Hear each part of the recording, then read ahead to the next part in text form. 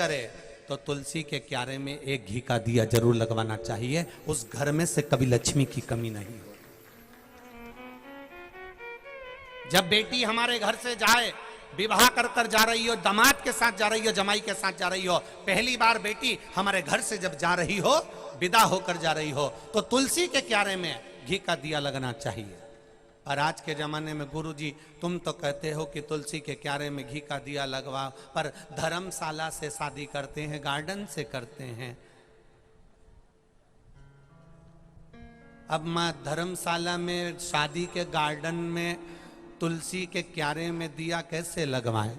अब आप बताओ, क्योंकि यहाँ तो स्कंद पुराण तो कहती है कि घर के तुलसी के क्यारे से, बेटी के हाथ से घी का दिया जलवाकर जब हम घर से बेटी को विदा करते हैं, तो हमारे घर की बेटी के पांव की लक्ष्मी हमारे घर में ही रहती है, वो जाती नहीं है।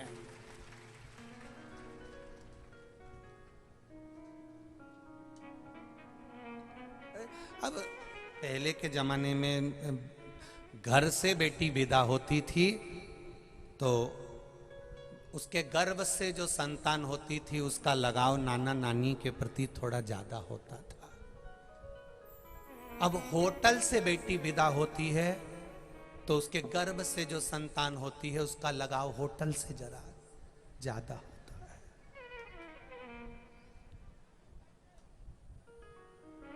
जिस घर की बेटी अपने घर के दरवाजे से विदा होती है, दहली से विदा होती है, उस घर में रहने वाले बुजुर्ग नाना नानी से जो बेटी के गर्भ से संतान होगी उसका लगाव घर में नाना नानी, मामा मामी, मौसा मौसी, इनसे बहुत होगा। और जो बेटी होटल से विदा हो जाती है उसके गर्भ से जो संतान होगी उसका लगाव होटल के मैनेजर से और होटल से थोड़ा लगाव ज्यादा। ये होता है। पहले बच्चे घर में जन्म लेते थे तो उनका प्रेम दादा दादी से होता था। पहले बच्चे नाना नानी क्या पैदा होते थे तो नाना नानी से प्रेम ज्यादा होता था। आज के बच्चे हॉस्पिटल में पैदा होते हैं, इसलिए बच्चों का प्रेम डॉक्टर सिस्टर से ज्यादा रहता है। हर 2-4 दिन में बीमार हो जाते हैं, हॉस्पिटल लेकर जाओ। बच्चे भी ऐसे, घर में दवाई दो तो ठीक नहीं होते और हॉस्पिटल में जैसे लेकर पहुंचे 500 रुपए खत्म हुए, 2-4 हजार रुपए बच्चे ने लगाए और बच्चा ठीक। उससे पूछो क्यों? क्योंकि हॉस्पिटल में पैदा हुआ है ना, इसलिए मामा मामी से प्रेम बहुत है। हॉस्पिटल के डॉक्टर सिस्टर से इतना प्रेम है कि बस वो हाथ लगाते हैं वो ठीक हो जाते हैं। ठीक। गांव में 4 ऐसे व्यक्ति रहते हैं जिसके कारण बस हमारा पूरा गांव, हमारा पूरा शहर, हमारा पूरा क्षेत्र बचा रहता है। एक, पूरे गांव में कोई ना कोई नारी सतीव्रता, पतिव्रता धर्म का पालन करने वाली अवश्य रहती है। दूसरे नंबर का, गांव में कोई भगवान का भजन करने वाला अवश्य रहता है। तीसरे नंबर का, गांव में कोई साधु संत तप करा हुआ उसका स्थान अवश्य रहता है। और चौथे नंबर पर, गांव में कोई गौ माता ऐसी रहती है जिसके खुर की रज से पूरा गांव बचा रहता है, बड़ी बड़ी बीमारियों से बचा रहता है।